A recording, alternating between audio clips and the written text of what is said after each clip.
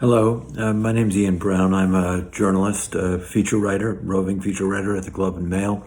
I'm also an author, a longtime journalist in Canada, and I'm thrilled to be the judge of this year's Canadian Nonfiction Collective's annual contest. I'm very sorry it's taken me so long to get this to you. The combination of, we were originally going to spend, I think, a couple of days together. I was going to give you a keynote address, attend some of your workshops so that I could learn from you. I have a lot to learn from all of you. And then COVID came along, and COVID produced a need for stories at the Globe and Mail that couldn't be done in person, and the whole thing has been a bit of a disaster, hence my delay. However, I have now had the great pleasure of reading all your submissions and have battled with myself to pick the top three.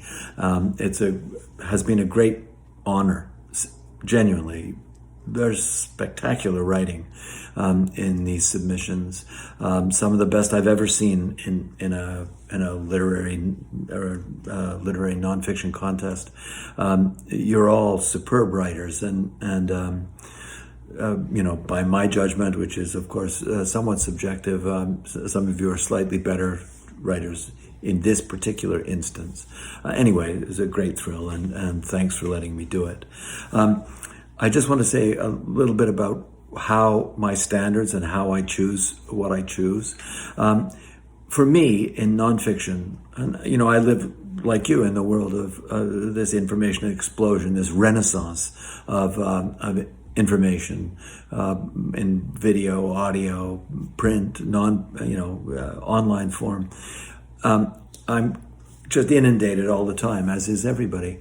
And so the first thing I look for is something that makes me want to read it right to the end.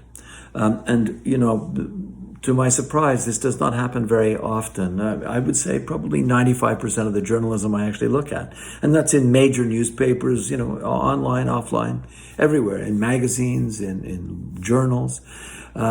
I would say 95% of it does not compel me to finish it. I mean, this could be a reflection, of course, on me, and is a reflection on me. But at the same time, I can spend hours reading, the work of a, self-obsessed, Norwegian, diarist. So it's not an attention span problem.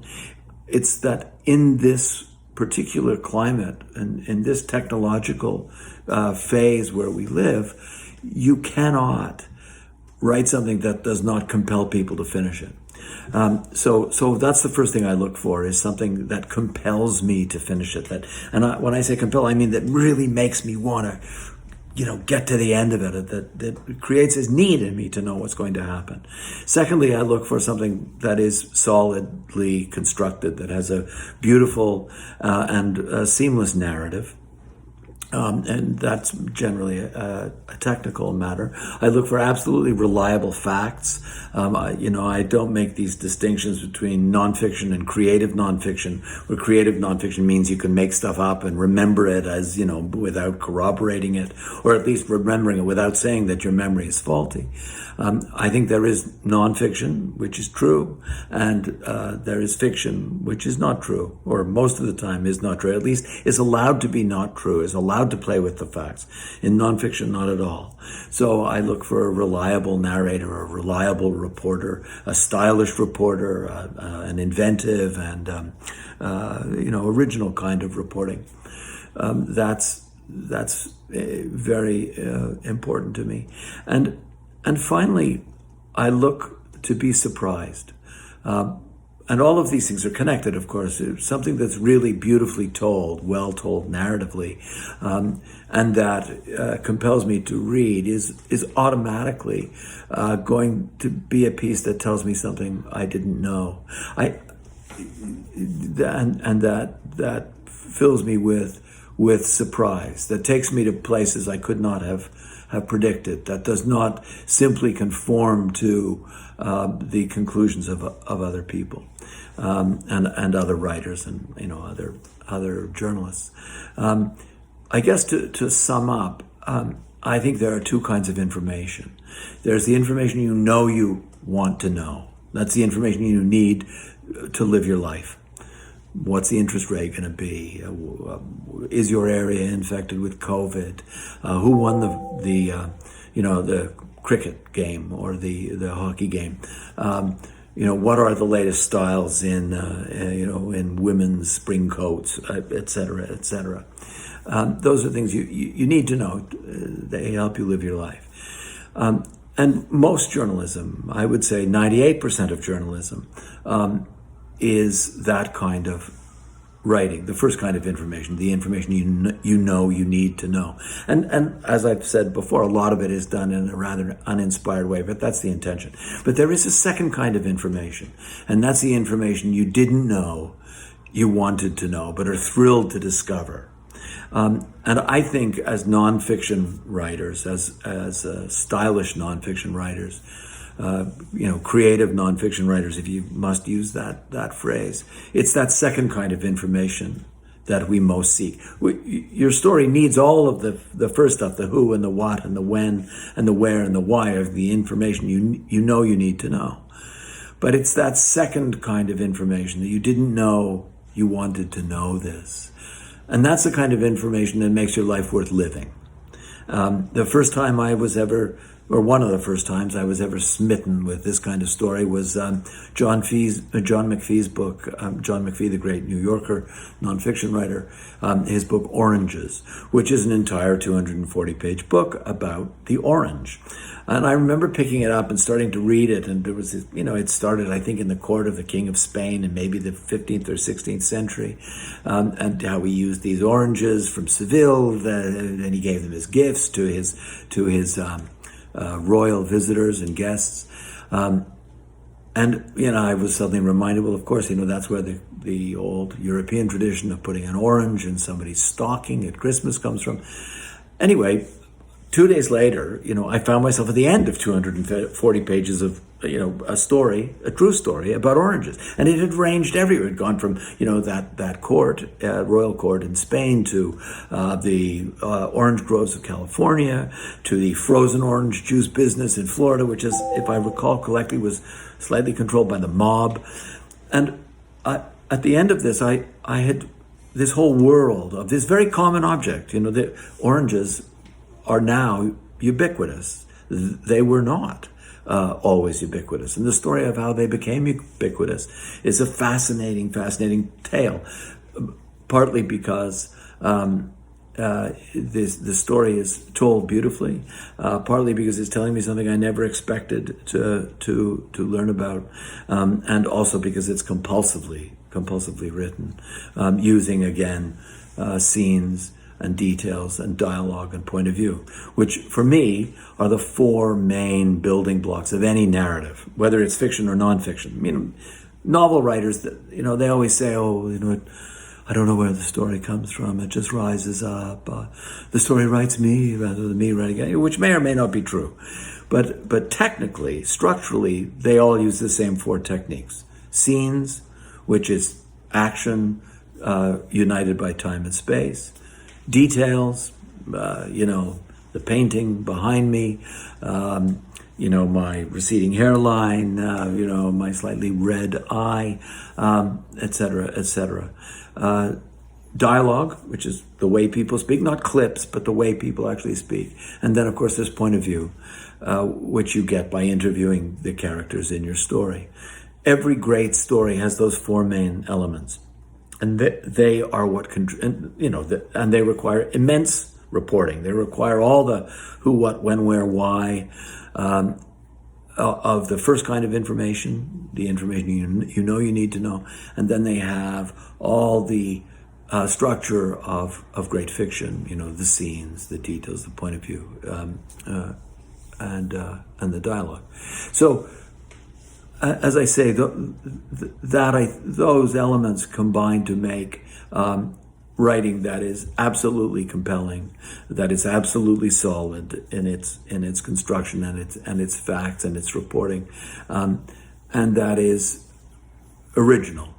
So those are essentially the standards that I use to judge your excellent pieces. They are high standards, I admit, but you are very good writers and you can be judged by high standards. I just want to say one more thing. Obviously I've divided this into first, second, and third. It was a very, very, very close competition, and not just between the first three, but between all the submissions. They broke out into, after I got to about five, they were very close, even more closely connected, and it took me a long time to decide which was the best of the top three, but I finally managed to do that. As I mentioned before, to some degree this is subjective, but I've tried to make it as objective as I can. But everybody did a superb job, and it was a great pleasure to read every single submission. You are all very similar in your skills and your abilities and your talents, which are high in all cases. In any event, that brings me to the top three. The third place is taken by Kay Felix's Up North Hustle, which is a very crisply written, very stylish, almost spare and mysterious story about a much too common issue, that of sexual harassment. The story is very well self-edited. It's spare. It gives you only details that you need to know to propel the narrative, which is compelling and very readable. I found the ending a little too easy. The writer, I think, lets herself off the hook just a bit too easily. I think the piece is about not wanting to think the worst of people, and yet being compelled to think something fairly bad about somebody. But I thought that ethical, moral dilemma might have been reflected a bit more in the conclusion, in the very, very last lines.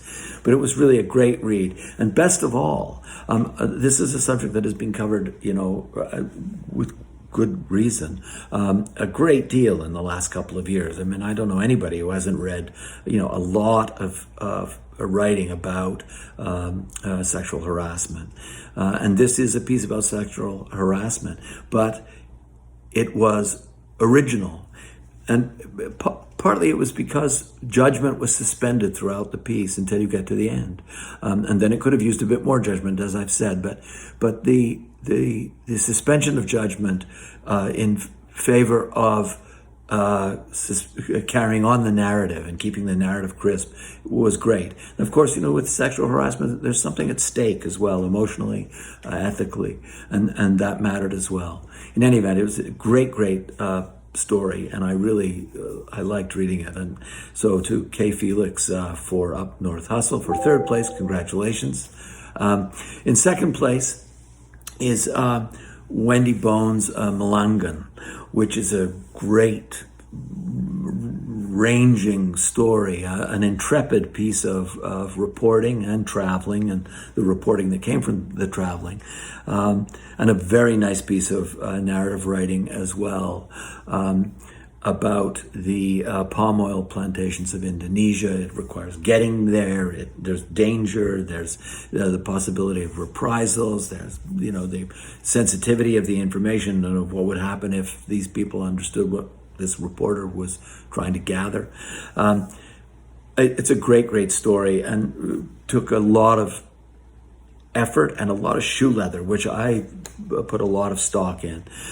My one reservation about the story, and the thing that separated it, just dropped it out of first place, and it was in first place. All three of these were in first place and second place and third place, and as I contemplated all this stuff, the one thing that kept Malangan, if I'm pronouncing that correctly, sorry about the bobbly camera, out of first place, and as far as I was concerned, was that the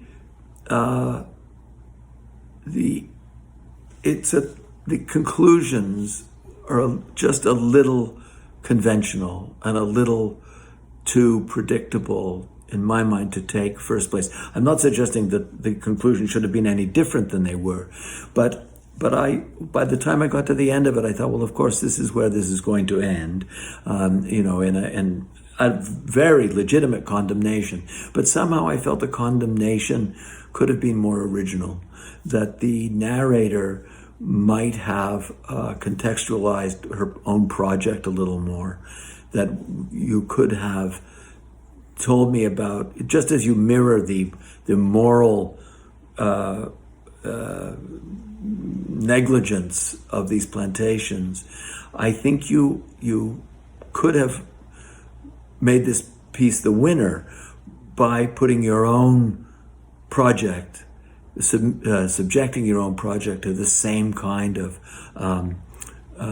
questioning. Not that it deserves it, but for instance, these just at the most basic level, palm oil plantations provide work to a lot of very poor people. I'm not suggesting that is any sort of answer to your great piece, or any sort of counter answer, or any sort of rebuttal to it. But I think if you had paid a little more attention to that complexity, the validity of your conclusion would have felt fresher to me. So for that very small reason, Wendy, second place, congratulations, great piece. Which leaves first place, and which in my books goes to, and I hope I'm pronouncing your name correctly, Margaret Novacek, for a mother-daughter phrase book, the definitions. It's a very original, very subtle piece that has a very original form. It doesn't follow any form I've ever seen before. It is full of beautiful reporting, beautifully observed detail, and excellent writing. One of the great things about this piece, one of the things that I thought made it the winner, is that there's so much at stake here. It's about a Polish mother and a Polish daughter and their relationship, which is troubled, and how far their love extends, and why it extends and limits and stops and begins where it does. It's just a great piece. And as you're reading it, as I read it, my heart was, really with all these pieces, I was really there, both intellectually as well as emotionally. But with Margaret Novacek's piece, Mother-Daughter Phrase Book, I could feel the weight of what you were saying. I kept thinking, your mother's going to read this. It is so honest that it's going to hurt, and it's going to make her love her daughter more too. So it was a very emotionally complex piece as well, and it was that emotional complexity that just tipped it out and put it in first place. So congratulations, Margaret Novacek, for winning first place. Congratulations to Wendy Bone and Kay Felix for second and third place. But congratulations to all of you for really a tremendously high level of writing. These are superb pieces. I did not see one that if I were an editor at a newspaper or a magazine, that I would not consider publishing. And if I have no power at the Globe. I'm just a writer. So I obviously can't promise you anything. Oh, there's the phone. But I would happily help you. I would be more than willing to direct these to an appropriate editor. I can't guarantee that they'll use them or need them or that they can publish them, but I'd be happy to help you if you want to send them on to me. In any event, I'm sorry to take so long with all of this. I'm thrilled to have been part of this.